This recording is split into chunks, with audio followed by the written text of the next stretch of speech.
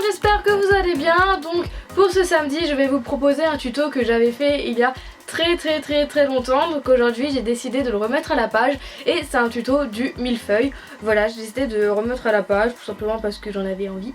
Voilà, donc du coup j'utilise pas forcément les mêmes choses que j'utilisais il y a quelques années. Voilà, donc ça a un peu changé, c'est pour ça aussi que je vous le refais.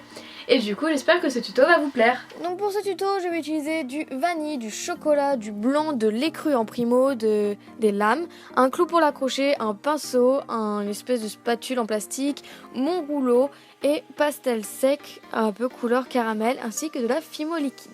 Donc déjà je vais faire les coulis, donc pour ça je vais prendre mon vanille, mon blanc et du chocolat. Et pour chaque couleur je vais émietter la fimo et mélanger avec de la fimo liquide. Donc soyez patients, ça peut être vraiment très long. Mais pour vous aider vous pouvez mettre sur un radiateur tout chaud, ça va ramollir beaucoup plus facilement la pâte. Ou bien rajouter un petit peu de crème hydratante aussi, ça fonctionne.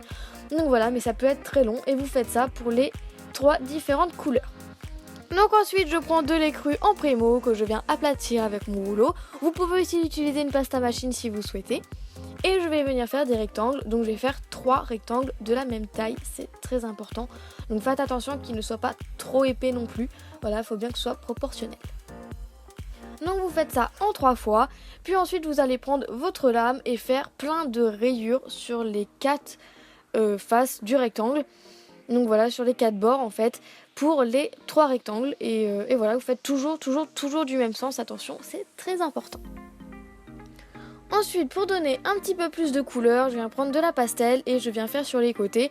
Donc vous pouvez faire aussi sur les autres faces, sur les faces plates, mais ça sert à rien puisqu'il y aura du coulis. Donc voilà, c'est pour ça que j'ai décidé de mettre de la pastel que sur le bord des rectangles. Ensuite, je viens prendre mon premier coulis vanille et je viens mettre sur un premier rectangle, voilà, sur le dessus. Donc je viens prendre de la lingette parce que j'en avais un petit peu trop mis, voilà, ça avait débordé. Ensuite, je viens mettre un deuxième rectangle, donc j'ai mis le clou dedans, voilà, ce sera plus simple. Si vous voulez l'accrocher, je vous conseille de le mettre là. Après, évidemment, vous le mettez où vous voulez. On remet de la vanille, enfin du coulis vanille et on met le troisième et dernier rectangle. Par-dessus, on va mettre du coulis blanc. Et on va faire, attention, épreuve délicate, avec un cure-dent, on va faire des traits parallèles couleur chocolat. Donc cette épreuve est assez délicate, donc allez-y doucement, prenez votre temps.